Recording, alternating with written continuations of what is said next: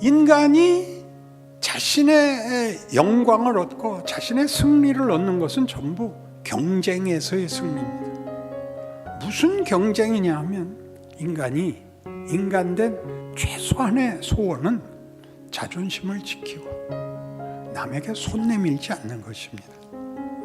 평안하고 만족하고 사는 것이죠. 평안하고 만족하게 사는 게 죄가 아니라 그런 만족과 평안을 우리가 우리에게 만들어낼 수 없다는 현실입니다. 진리죠, 진리.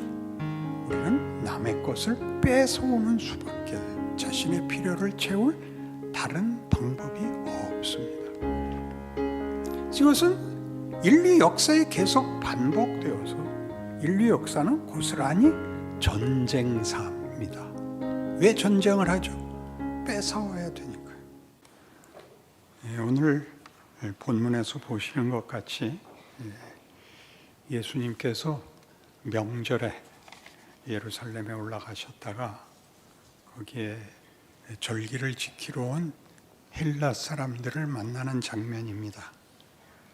헬라 사람들이라는 것은 유대인이 아닌 사람들이 예수를 보러 왔다는 것인데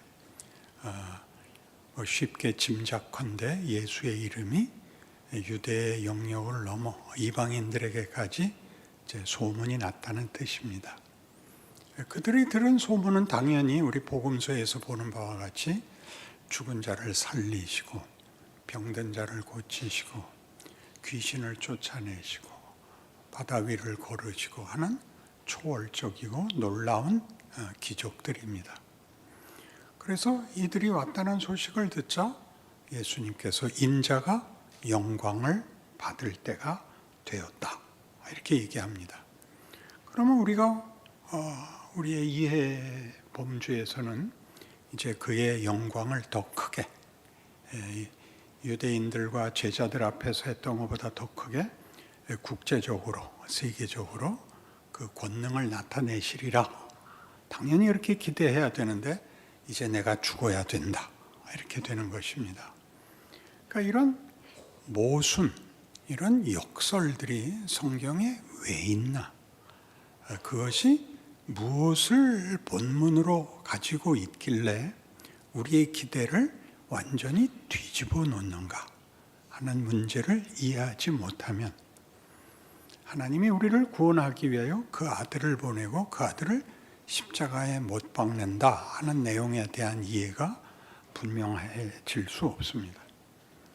여기가 분명하지 않으면 구원론 자체가 그리고 신자된 존재론과 현실에서의 신앙생활이 왜곡되거나 부족할 수밖에 없습니다.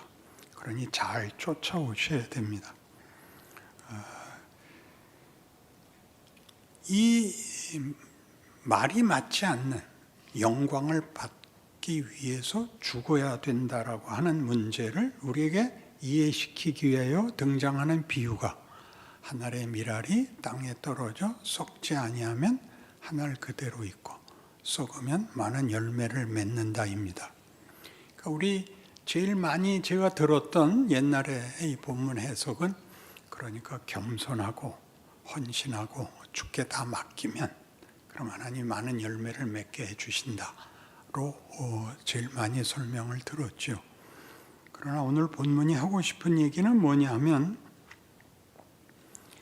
씨가 심기어서 싹이 나고 꽃이 피고 열매를 맺어야지 씨만으로는 그 가치가 너무 작다 그런 뜻입니다. 그러니까 사과와 사과 씨는 다르죠. 너무나 다릅니다.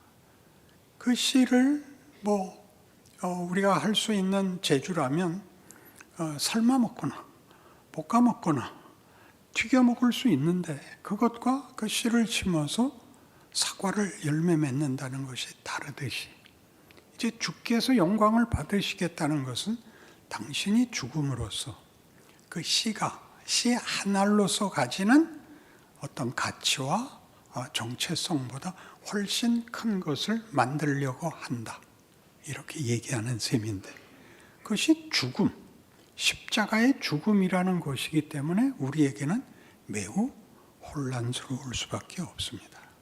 그걸 왜 죽어야 되느냐? 여기서는 그게 땅에 심기어 썩는 것이죠. 이렇게 하는 이런 앞뒤가 맞지 않는 모순적인 설명으로 이어져야 되는 구원, 영광 이런 단어들을 이해하기 위해서 성경이 얼마나 자주 예수님께서 친히 이 부분을 설명하셨는가 좀 찾아볼 필요가 있습니다. 여러분 잘 아시는 마태복음 16장 16절에 의하면 예수님께서 제자들에게 물으시죠. 사람들이 나를 누구라 하더냐? 세례 요한이라고 합니다. 죽었던 엘리야라고 합니다. 선지자라고 합니다. 너희는 나를 누구라 하느냐? 주는 그리스도시요 살아계신 하나님의 아들이십니다. 칭찬하시죠. 바요나시모나 네가 복이 있도다. 이를 내게 알리신 이는 너희 혈육이 아니요 하늘에 계신 내 아버지시니라. 베드로야 네 이름은 반석이니 돌이니 내가 이 반석 위에 교회를 세우리라. 음부의 권세가 이기지 못하리라. 너희가 땅에서 무엇이든지 매면 하늘에서도 매이고 너희가 땅에서 무엇이든지 풀면 하늘에서도 풀리리라 하시고 나 이제 죽어야 된다거든요. 그러니까 베드로가 앞뒤가 안 맞으니까 주님 그런 말씀 하십시오. 혹 무슨 일이 생긴다면 제가 앞에서 막겠습니다. 왜 그런 말씀을 하십니까? 그러자 어떻게 됐죠? 사탄아 물러가라가 됐죠. 놀라운 자리 아닙니까? 베드로에게 한 약속, 축복과 베드로의 헌신과 제자도의 그 맹렬함과 용감함에도 불구하고 구중은 가장 치명적인 구중인 사탄아 내 뒤로 물러가라. 너는 나를 넘어지게 하는 자로다. 내가 하나님의 일은 생각하지 않고 도리어 사람의 일을 생각하는도다 하시고 뭐라 그래요? 우리가 잘 아는 제자도의 대표적인 성경 구절이 나오죠. 24절이 그겁니다. 아무든지 나를 따르려거든 자기를 부인하고 자기 십자가를 지고 나를 쫓을 것이니라. 거기 다시 나오죠. 자기 부인, 자기 십자가. 자기 십자가는 예수가 죽은 것 같은 죽음. 그리고 자기 부인이 나옵니다. 그러니까 오늘 미랄 비유에서 보다시피 미랄 보고 하는 얘기가 내 정체성과 내 영광은 이 시에 불과해서는 안 된다. 이건 시다. 이게 열매를 맺어야 된다. 이것이 꽃이 피어야 한다. 이렇게 얘기하듯이 베드로가 얘기한 승패에서의 승리, 남보다 우월한 지위, 권력 같은 것으로서 그는 씨를 우리 잘 아는 옥수수 튀기듯이 튀기는 싸움이 아니라 심어서 열매를 맺어야 되는 싸움이란다. 그걸 위하여 내가 왔단다. 이렇게 말하는 것입니다. 그러면 이 부분에서 예수님께서 우리에게 가르치려고 하는 그 내용, 씨가 씨로 머물러 있지 말고 열매가 되어야 되는데 씨를 많이 모으면 되는 것이냐 생각하는 것이 잘못이다 라는 또 대표적인 구절이 잘 아시는 마태복음 11장 28절입니다. 수고하고 무거운 짐진 자들아 다 내게로 오라. 내가 너희를 쉬게 하리라. 이렇게 되죠. 이 수고하고 무거운 짐이라는 것은 우리 생각에 근심 걱정 버리고 믿음 안에서 안정과 평안을 누려라. 그런 간단한 얘기가 아닙니다. 무슨 얘기 끝에 나오느냐 하면 예수님께서 많은 기적을 베푼 마을이 도리어 믿지 않기 때문에 화 있을 진저 벳세다야 가버나움아 내가 너희에게 베푼 기적을 소돔 고모라에서 베풀었더라면 저들이 회개했을 것이다. 너희는 안 했다. 그리고 어떻게 어떻게 다시 감탄을 하시느냐 하면 올소이다 아버지요. 이것을 슬기롭고 지혜로운 자들에게는 숨기시고 어린아이에게 나타내심을 감사하나이다. 이렇게 됩니다. 이 어린아이는 순진한 인물을 상징하는 것이 아닙니다. 아직 자기 욕심이 없는 자와 자기 욕심이 가득한 자가 슬기롭고 지혜로운 자입니다. 그러니까 인간의 최대의 기대와 상상을 가진 것이 오히려 죄인 것입니다. 어떻게 죄냐? 하나님이 만들려고 하는 것을 그래서 반대하게 된다는 거죠. 하나님이 우리에게 만들려는 것과 우리가 하나님께 바라는 것은 내가 원하는 그 기대와 소원을 만족시켜 주십시오. 그게 지금 미랄 비유에서 뭐가 됐다고요? 씨를 많이 모은다든가 씨를 뻥 튄다든가 하는 것이 되어 있지, 이렇게 다른 씨가 꽃이 되고 열매가 되는 그런 성장, 완숙, 영광의 자리에 가지 못한다고 꾸짖고 계시는 것입니다. 그리고 여러분, 제일 많이 쓰면서도 그 내용을 충분히 이해하지 못하는 게, 비전을 가지는 게 굉장히 문제입니다. 비전이 뭐냐면 온 세상 나라가 예수를 믿게 돼서 천국이 임하는 건데, 예수님 오실 때까지는 세상이 복음화되지 않습니다. 과정에 있을 뿐이고, 완성은 아버지께서 결정을 하셔야 천국이 내려와야 끝장이 나는 겁니다. 그 저는 뭘 해야 되냐면 십자가를 져야 됩니다. 십자가를 진다는 것은 내가 원하는 걸 만드는 시간을 가지는 것이 아니라 아버지께서 나에게 만들려고 하는 것을 만들어야 되는 시간을 가져야 된다는 뜻이죠. 거기서 우리는 아무든지 나를 따라오려거든 자기를 부인하고 해. 내 소원, 내 이해의 범주에서 하나님이 그 아들을 보내신 방법으로 십자가를 세워서 하겠다는 게 무엇인가에 참여하는 것입니다. 믿음을 가지고 하나님의 방법에 참여하는 것이 십자가를 지는 것입니다. 자, 이 십자가를 진다는 말은 만만치 않아서, 그러니까 수고하고 무거운 짐진 자들아 다 내게로 오라 내가 너희를 쉬게 하리라는, 결국 무슨 얘기냐 하면 네 뜻을 펼치려고 고생들 하지 말고 내가 뭘 하려고 그러는가를 따라와서 순종하고 인내하고 충성해라, 이렇게 되는데 뒤가 십자가입니다. 수고하고 무거운 짐보다 이쪽이 더 큰데, 앞에 거는 왜 수고하고 무거운 짐이 허당이 되느냐 하면 그건 내 비전이니까, 내 소원이니까. 이것과 하나님이 하려고 하는 건 다르고 그 과정도 방법도 달라서 우리가 존재론에서 자기 자신의 정체성과 현실에서의 하나님의 일하시는 방법, 십자가라는 방법에 대해서 내가 애쓰고 내가 목적하는 것은 우리가 아는 것입니다. 승리입니다. 승리. 그러나 보시다시피 오늘 미랄 비유에서 등장하는 인자가 영광을 받을 때가 왔다가 어디로 가요? 내 마음이 고민하여 죽게 되었으니 내가 무슨 말을 하랴. 아버지요, 나를 불쌍히 여겨서 이때를 면하게 해 주십시오. 이렇게 나오는 자리고, 그러나 아버지요, 내가 이 일을 위해서 왔습니다. 내가 도망가지 않겠습니다. 아버지요, 영광을 받으시옵소서. 그랬더니 하늘에서 소리가 나기를 이미 받았고 또 받을 것이다. 성육신이 있었고 십자가가 있을 것입니다. 이런 성경이 말하는 우리에겐 모순이고 역설이고 말이 맞지 않는 이런 얘기들이 기독교 신앙의 진수들이 들어있는 자리며, 그 진수를 이해하려면 우리가 기대하는 종교성,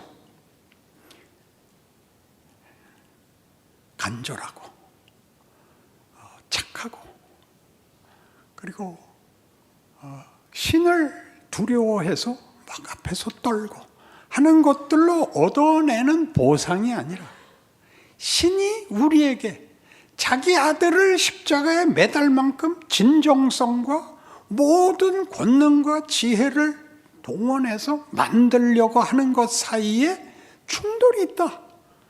거기에 갈등이 있다. 대한 이해를 해야 되는 것입니다.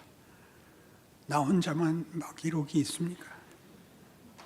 어디를 틀리고 있는지 아시겠습니까? 우리는 결국 어디냐 하면 사탄아라고 지적을 받는 이 지점에서 인류 역사를 보면 인간은 결국 추구하는 게 승리입니다.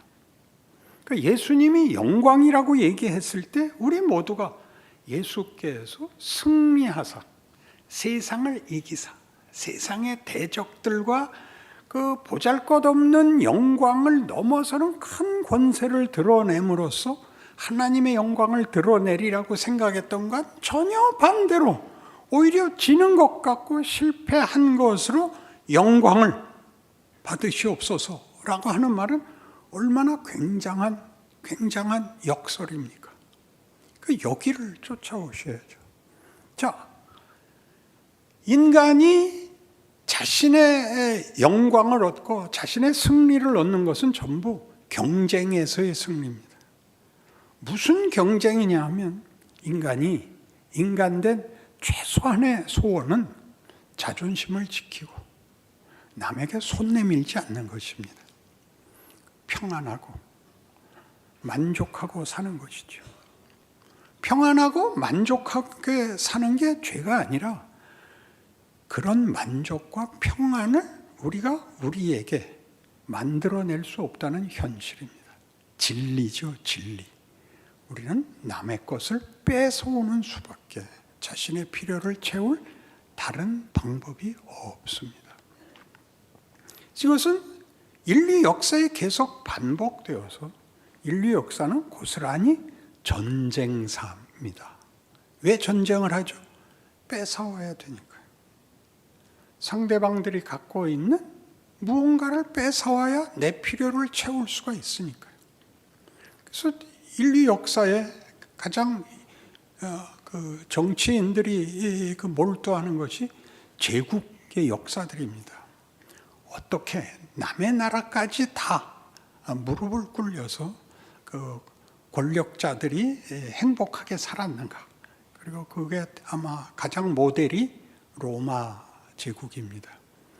근데 모든 제국은 지들은 뭐 정의도 구현하고 평화도 구현했다. 그래서 팍스 로마나 그런 말도 로마 제국이 있을 때는 전쟁도 없고 평안했다. 통치자의 입장이고 그 평화를 뭘로 얻었냐 하면 폭력으로 얻었죠. 기어오르면 죽여버리는 겁니다. 안 기어오르면 되지 않냐. 내 걸 뺏어가서 나를 2배로 굶주리게 하고 지들이 2배로 처먹는데 가만히 있으라고? 그게 제국의 역사죠. 그러니까 내가 잘 살려면 같이 잘 살 방법이 없는 인간의 현실, 진실. 내 욕심을 채울 다른 방법이 없는. 그래서 다른 방법은 스스로 만족하고 너도 스스로 만족해서 우리들이 싸울 필요 없는 일이 불가능하다는 사실입니다. 그래서 모든 정권은 그 정권이 정당함을 백성들에게 인식시키기 위해서 언제나 정의를 얘기하고 평등을 얘기하고 사랑을 얘기합니다. 그러나 그것이 실현되지 않는 것은 그것으로는 모두를 만족시킬 방법이 없습니다. 정권을 쥐기 위하여 자기네들을 변명하는 속이는 문구들이고 그걸 이용해서 잡은 정권을 유지하기 위해서는 언제나 거기 있었던 정의도 무슨 인권도 그리고 사랑도 실천된 적이 없습니다. 이런 말의 필요는 왜 있느냐 하면 그러니까 인간은 궁극적으로 답이 없는 인생을 살아야 하고 그리고 죽는 걸로 끝이 납니다. 죽음이란 가장 큰 공포입니다. 없어지기 때문에 공포가 아니라 가치가 없기 때문입니다.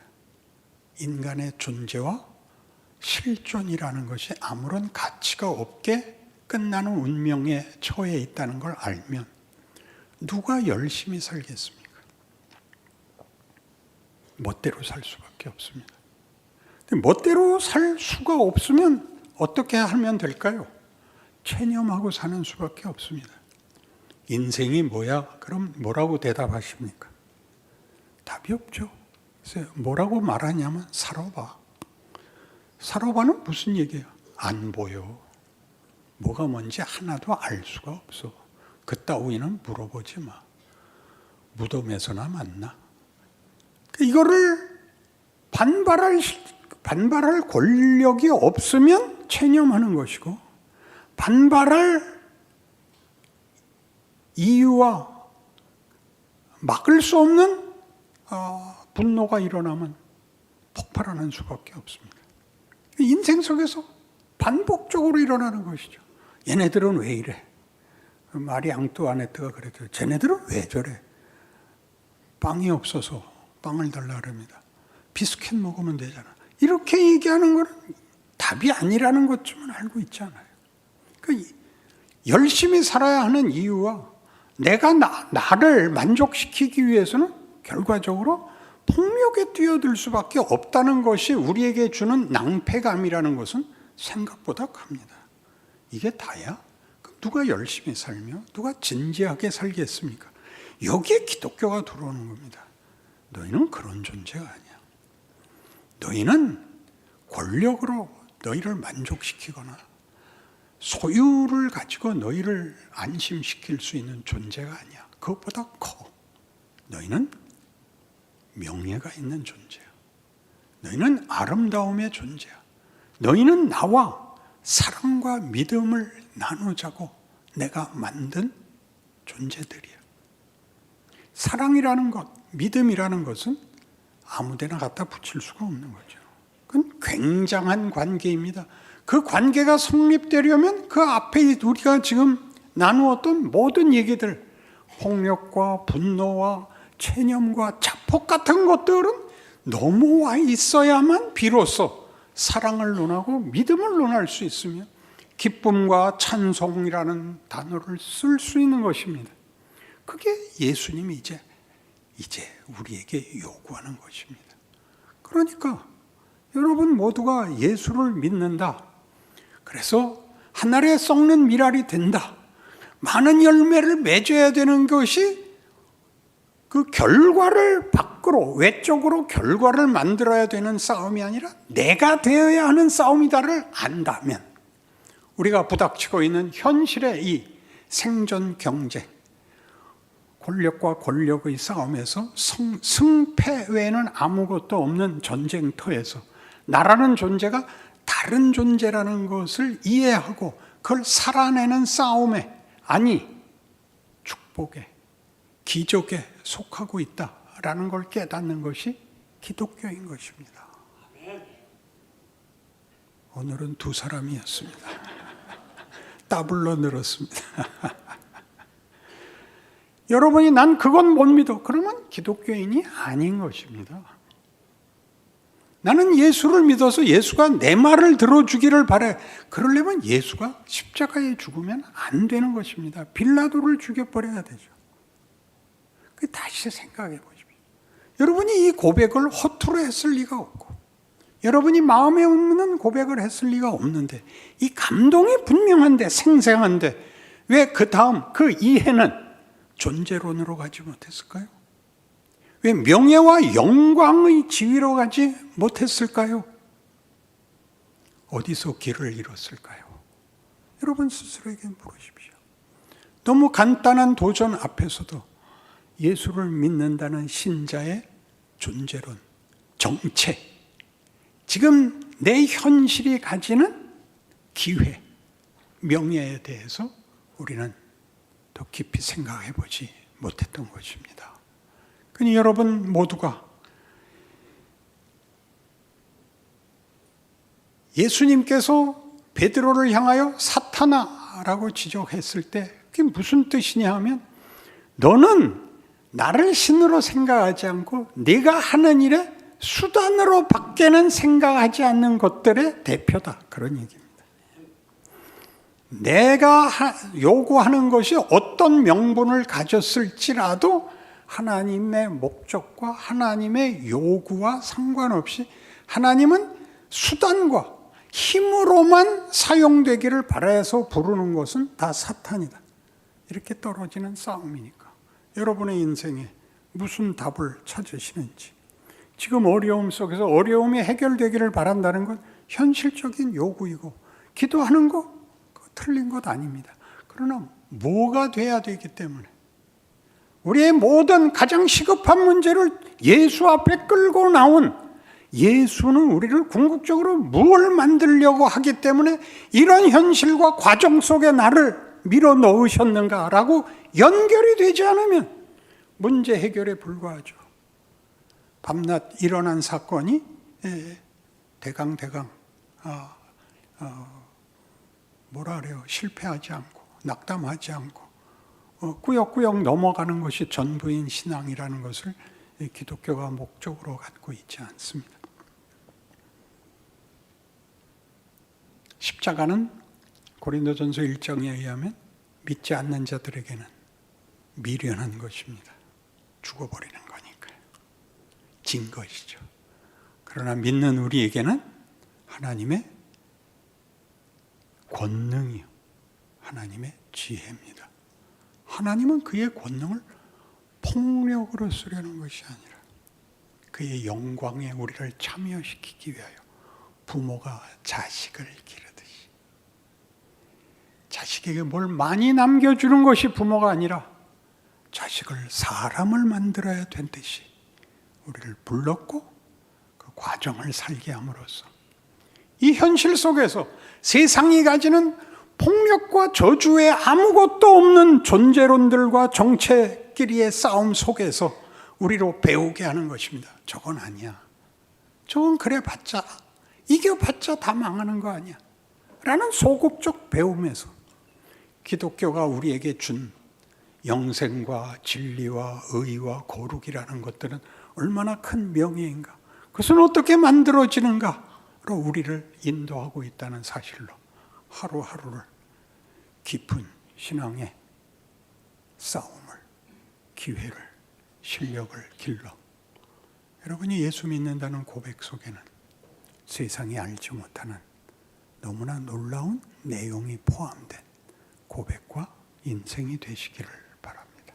아멘. 기도하십시다. 하나님 아버지, 예수를 믿는 것은 참다운 인간이 되는 것입니다. 그것은 명예를 아는 것이며 찬송을 할 수 있으며 감사할 수 있으며 용서할 수 있으며 기다릴 수 있으며 함께 울 수 있는 자격, 지위, 기회를 말합니다. 우리로 이기심에 불과한 신앙 고백에서 하나님의 넓고 큰 십자가의 놀라운 영광을 증언하는 기적의 인생을 사는 자리로 이끌어 주시옵소서. 예수님 이름으로 기도합니다. 아멘.